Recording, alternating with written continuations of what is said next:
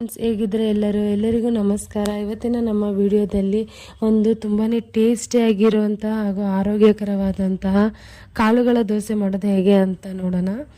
ಇದಕ್ಕೆ ನಾನು ರಾತ್ರಿನೇ ನೆನೆಸಿಟ್ಕೊಂಡಿದ್ದೀನಿ ಕಾಳನ್ನೆಲ್ಲ. ಅದು ಕಡಲೆಬೇಳೆ ಮತ್ತು ಕಡಲೆಕಾಳು ಅಕ್ಕಿನ ಮೂರು ಈಕ್ವಲ್ ಕ್ವಾಂಟಿಟಿನಲ್ಲಿ ನಾನು ರಾತ್ರಿನೇ ನೆನೆಸಿಟ್ಕೊಂಡಿದ್ದೀನಿ. ಇವಾಗ ಬೆಳಗ್ಗೆ ಎದ್ದು ಜಾರಲ್ಲಿ ಹಾಕೊಂಡು ರುಬ್ಕೊಳ್ತಾ ಇದ್ದೀನಿ. ಫೈನ್ ಪೇಸ್ಟ್ ಮಾಡ್ಕೊಳ್ಳೋಣ. ರುಬ್ಕೊಂಡು ಇದನ್ನ ನಾನು ಒಂದು ಬೌಲ್ಗೆ ಟ್ರಾನ್ಸ್ಫರ್ ಮಾಡ್ಕೊತಾ ಇದ್ದೀನಿ. ನಂತರ ಇದಕ್ಕೆ ಮತ್ತೆ ಅದೇ ಜಾರಲ್ಲಿ ನಾನಿಲ್ಲಿ ರುಚಿಗೆ ತಕ್ಕಷ್ಟು ಉಪ್ಪು, 1 ಇಂಚ್ ಶುಂಠಿ, 1 ಇಂಚ್ ಜೀರಿಗೆ ಹಾಗೂ 5 ಹಸಿಮೆಣಸಿನ್ಕಾಯಿನ ಖಾರಕ್ಕೆ ಹಾಕ್ಕೊಳ್ತಾ ಇದ್ದೀನಿ. ಇದನ್ನು ಕೂಡ ನಾನು ಮಿಕ್ಸಿ ಜಾರ್ಗೆ ಹಾಕ್ಕೊಂಡು ಫೈನ್ ಪೇಸ್ಟ್ ಮಾಡಿ ಇದೇ ಹಿಟ್ಟಿಗೆ ಸೇರಿಸ್ಕೊಳ್ತಾ ಇದ್ದೀನಿ.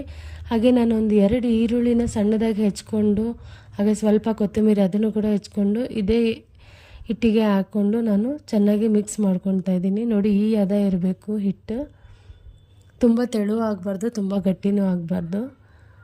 ಇವಾಗ ನಾನಿದು ಹೆಂಚು ಕಾದಿದೆ, ಅದಕ್ಕೆ ಹಾಕ್ಕೊತಾ ಇದ್ದೀನಿ.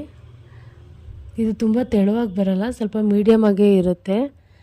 ನೀಟಾಗಿ ಸ್ಪ್ರೆಡ್ ಮಾಡ್ಕೊಳ್ಳೋಣ. ನಾನಿಲ್ಲಿ ಬೆಣ್ಣೆಯಲ್ಲಿ ಹಾಕ್ಕೊಂಡು ಬೇಯಿಸ್ಕೊತಾ ಇದ್ದೀನಿ. ನೀವು ಆಯಿಲ್ ಆದರೂ ಅಥವಾ ತುಪ್ಪದಲ್ಲಾದರೂ ಹಾಕ್ಕೊಂಡು ಎರಡೂ ಕಡೆ ನೀವು ಇದನ್ನ ಬೇಯಿಸ್ಕೊಂಡ್ರೆ ರೆಡಿಯಾಗಿದೆ ಫ್ರೆಂಡ್ಸ್. ತುಂಬಾ ಟೇಸ್ಟಿಯಾಗಿದೆ. ಇದನ್ನು ಚಟ್ನಿ ಜೊತೆ ಅಥವಾ ಪಲ್ಯದ ಜೊತೆ ಯಾವುದ್ರಲ್ಲಾದರೂ ತಿನ್ಬೋದು, ಹಾಗೆಯೇ ತಿಂದ್ಬಿಡ್ಬೋದು. ಅಷ್ಟೊಂದು ಟೇಸ್ಟಿಯಾಗಿರುತ್ತೆ. ಇದು ಡಯಟ್ ಮಾಡೋರಿಗೆ, ಜಿಮ್ಮಿಗೆ ಹೋಗೋರಿಗೆ, ಬ್ಯಾಚುಲರ್ಸ್ಗೆ ತುಂಬಾ ಚೆನ್ನಾಗಿರುತ್ತೆ. ಅಷ್ಟೇ ಈಸಿ ರೆಸಿಪಿ. ಖಂಡಿತ ಮನೇಲಿ ಒಂದು ಸಲ ಟ್ರೈ ಮಾಡಿ, ಹೇಗಿದೆ ಅಂತ ನಮ್ಮ ಕಮೆಂಟ್ ಸೆಕ್ಷನಲ್ಲಿ ಕಮೆಂಟ್ ಮಾಡಿ. ಹಾಗೆ ಇವತ್ತಿನ ವಿಡಿಯೋ ಇಷ್ಟ ಆದಲ್ಲಿ ನಮ್ಮ ಚಾನಲ್ನ ಲೈಕ್ ಮಾಡಿ, ಶೇರ್ ಮಾಡಿ, ಸಬ್ಸ್ಕ್ರೈಬ್ ಮಾಡೋದು ಮಾತ್ರ ಮರಿಬೇಡಿ ಫ್ರೆಂಡ್ಸ್. ಹಾಗೆ ಇವತ್ತಿನ ನಿಮ್ಮ ಮನೆಯಲ್ಲಿ ಏನು ವಿಶೇಷ ಅಡುಗೆ ಅಂತ ನಮ್ಮ ಕಮೆಂಟ್ ಸೆಕ್ಷನಲ್ಲಿ ಕಮೆಂಟ್ ಮಾಡಿ.